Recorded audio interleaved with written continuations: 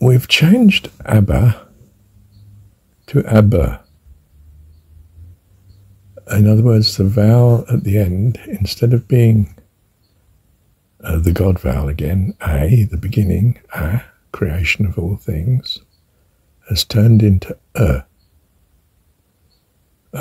sound I use for EU, a partial vowel. It's almost in the back of the throat, but it's almost in the mouth too. The focus of the sound comes from a control of the air in a different place.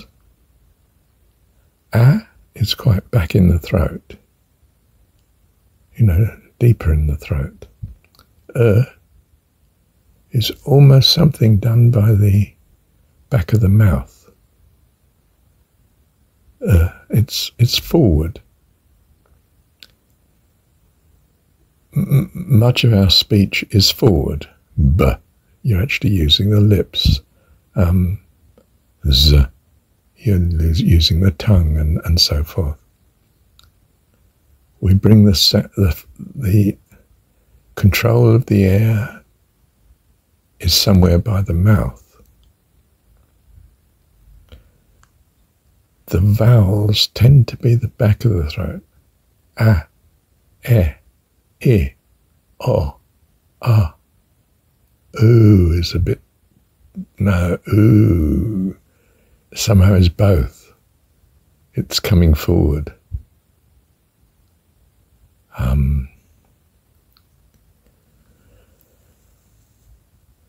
So how have we changed God's name in our pronunciation?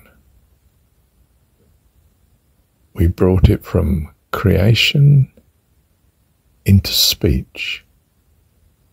Speech is, we think very much of the mouth and the tongue.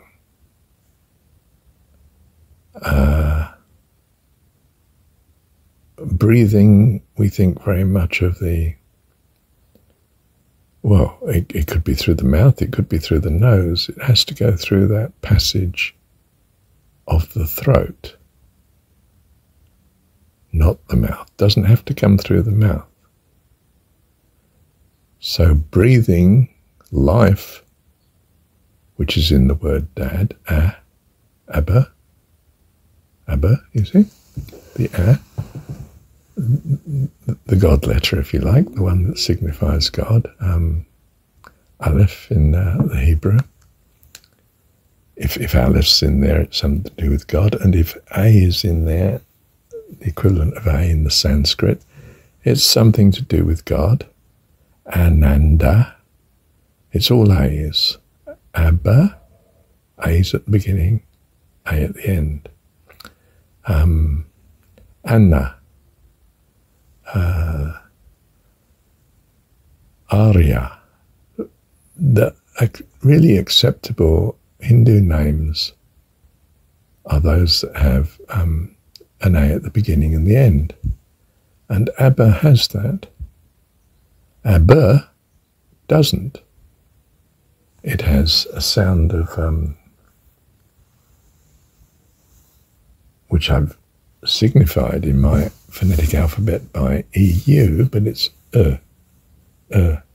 is something that's more the back of the tongue, or yeah, it's not forward in the lips. It's not even the front of the tongue, but it's not back there in the throat like it's sort of hidden beyond feeling. It's in it's as if it's something being controlled at the very start before you get to the mouth. So what is it that we've done in changing the pronunciation of the name Abba,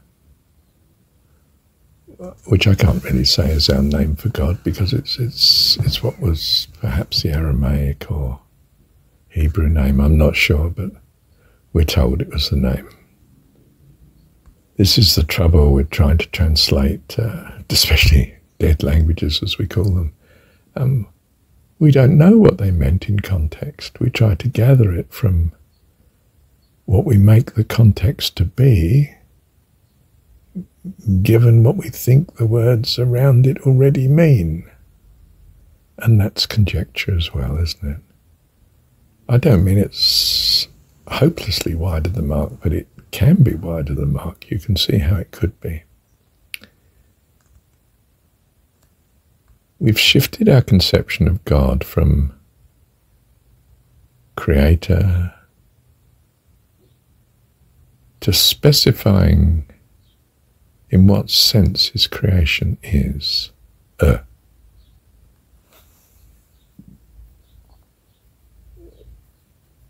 It's in the domain of producing speech, of the tongue and the mouth, not the life. And so the reality we're living in is one of thoughts which are indicated by speech. We've introduced uncertainty into the creation, our conception of the creation, not just the creativity of God, but the way in which it's being created, which is by speech, which is always uncertain. How I send it is not how you receive it, not how necessarily you hear it, not how you interpret it, which depends on the backdrop of your experience and consciousness, so to speak. Your mind, not mine. So, he breathes into us a purity. He breathes life into us. But we handle and reason and analyze our life in terms of ideas and speech. Hence, Scripture. We'd like to worship it as if it were absolutely without uncertainty. But of course it is. Whereas the purity of his life that he gave us was of him, and is of him, if you like, and is without uncertainty. Uncertainty is the domain of the universe we live in, which I venture to say is that of thought. That our God, the unmanifest God, although I've said elsewhere that I've said that thought is the way he manifests to us here. And that I will hold to. He is not thought. He is the way we receive his presence here, which is through a medium of uncertainty, unknowing, the primitiveness, if you like, of the child compared to the adult. It lacks something of what truly is. We interpret it in terms of thought, which is not quite finite, but has a being or not being about it.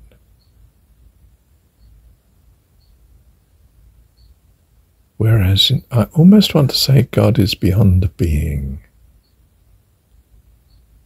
more fundamental than being. In fact, I'd almost like to say he is the space. We see the stars, but he is the space between them and actually in them. When you look at their matter, they're nearly all space, not matter.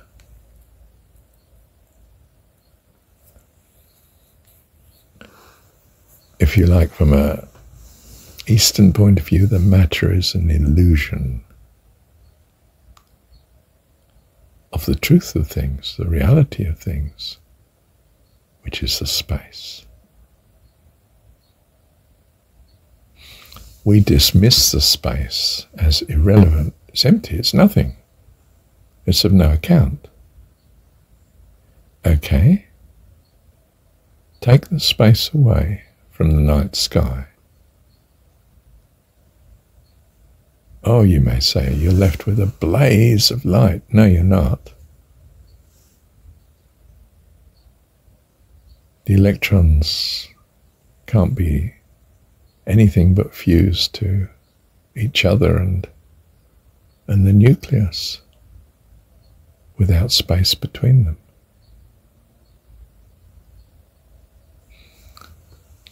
There's no radiation coming off.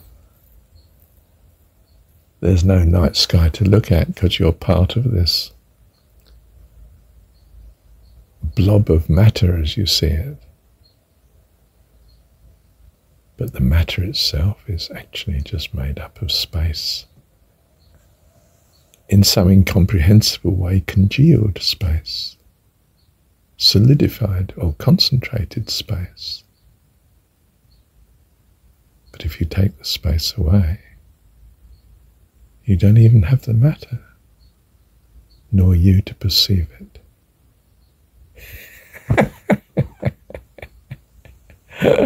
I've gone too far by a long, long, long way, haven't I? Thank you, Dad. Now, something like the creation story as of Genesis is there was no doubt. And the wise one, the snake, introduced conjecture, alternative, possible ways of seeing things. He introduced doubt. We, in a simplistic way, see this as an evil. If it was, or if it is, it's something God now uses in bringing us to glory. Because of doubt, we can experience a freedom outside of the garden where our freedom does not damage what's in the garden. And learn from the consequences of such freedom to value what's back here in the garden. And so you get to a point where you graduate from being outside. The flaming sword that kept you out, the doubts, have been relaxed. The gatekeepers allowing you through, because there's nothing to fight.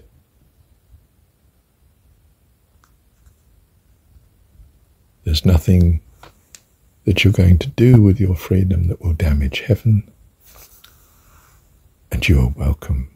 Harimai, Harimai, Harimai. Thank you, Dad.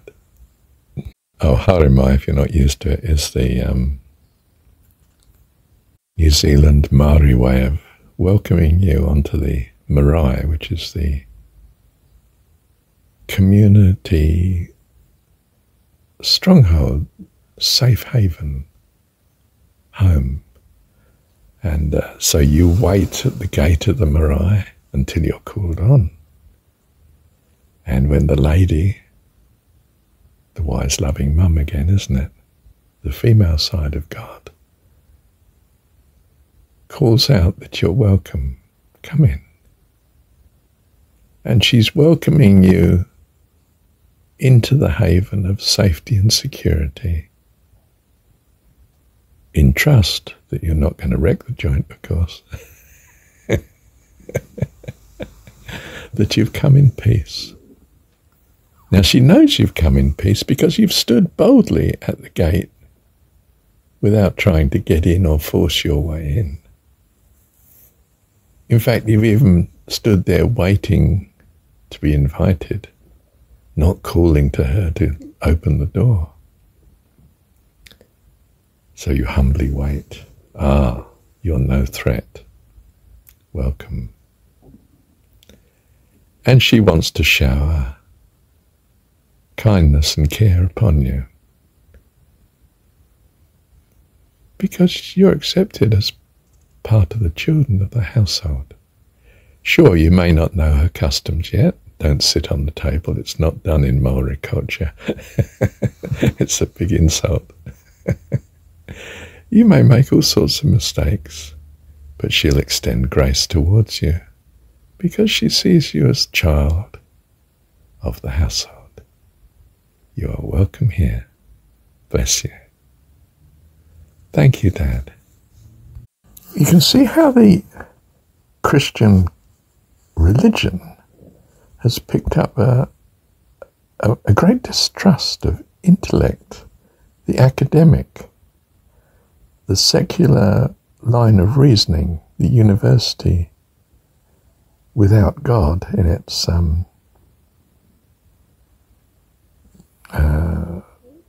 sphere of what it takes to be relevant. That the very foundation is what some of my Eastern students, especially Chinese, find puzzling. You know, which theory am I supposed to learn, sir? Or both? Or which one is right? Well, they both have advantages and disadvantages in our understanding. We don't know which one's right. There's uncertainty. And this appalls the Eastern mind, or the Far East anyway, which is so used to authority, that there is one truth, and you know, the knower of all things, the teacher, can tell you which one to learn, and that's the one that is the true explanation. Whereas we're in a situation of doubt, and suddenly the faith and trust in this educational system almost collapses in his view, because you're not the fount of all knowledge that I thought you were. You're not the source of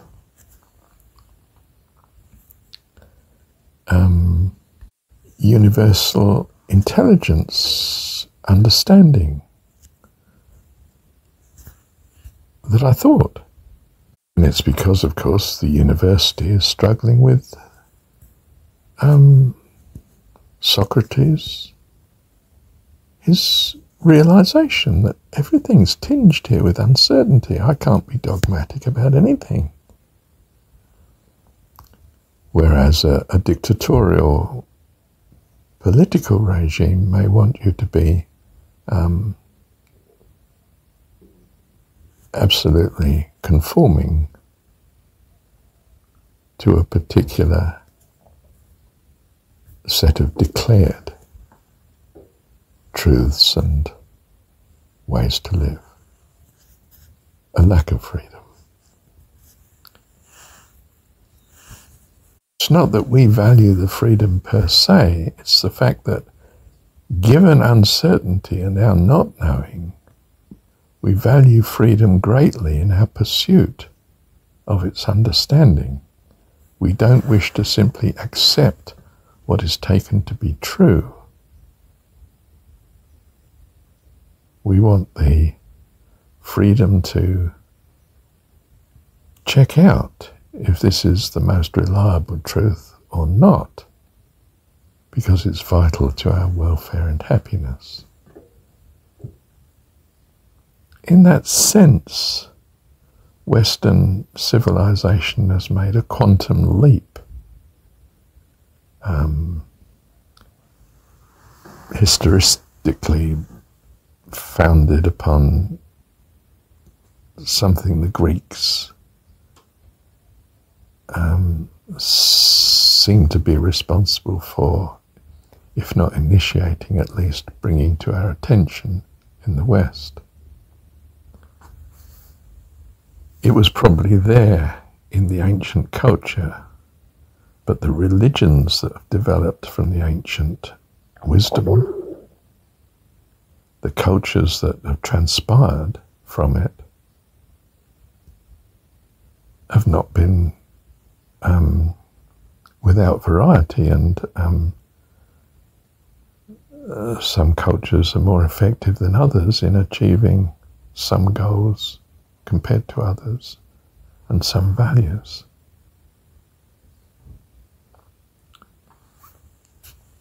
We like to think at least that the ancient wisdom had the seeds of what we now value, and we try to trace it back accordingly. You know, the thesis that's saying Christianity is variation on the theme of the mystery cults, which was a particular type of understanding of the religion of ancient Egypt, which may have originated in Green Sahara and North Africa. But the uncertainty has become legion the further you try to interpolate back.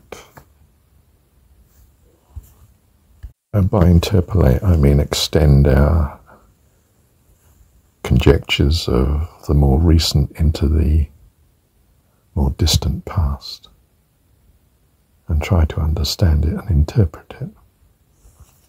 Let me pause a sec, get my bearings.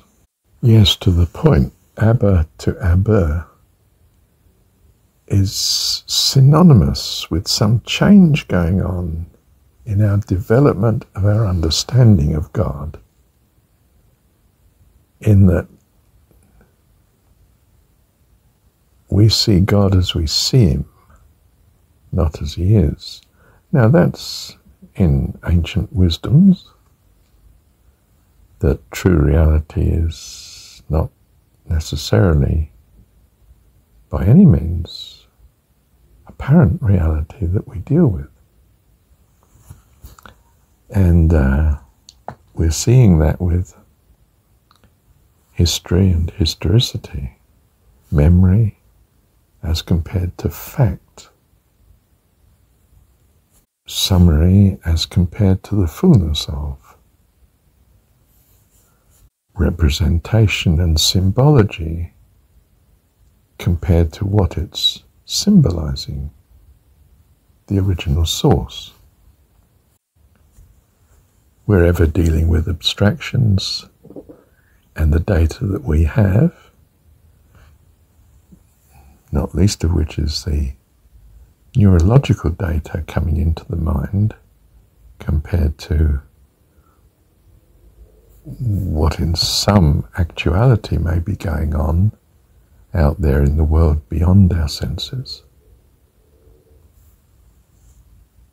We see the consequence, not the causal structure. We hypothesize what that structure might be, and the best theory is the theory that has a structure that most reliably matches the further data and information that comes in our living. So, thanks to the Jesus story, I see God as my heavenly dad.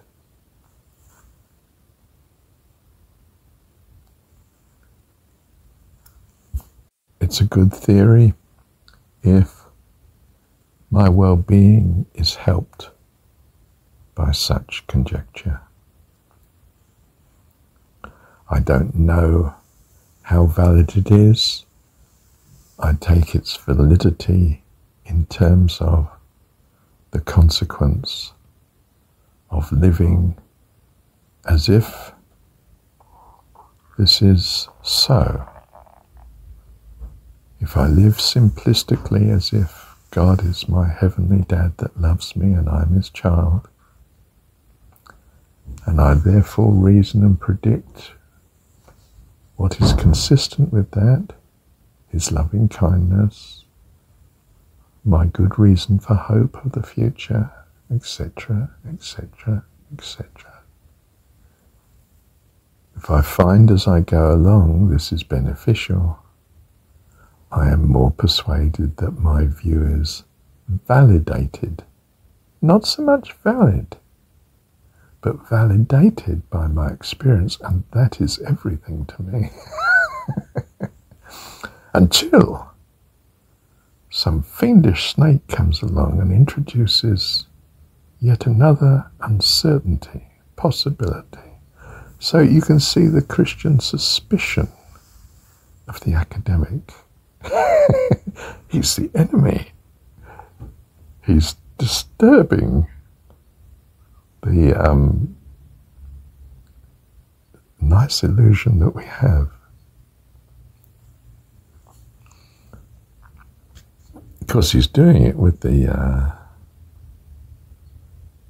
conviction that the illusion's not as useful as we could do better. And what the mystic comes up with, ideally, is indeed an illusion that's better.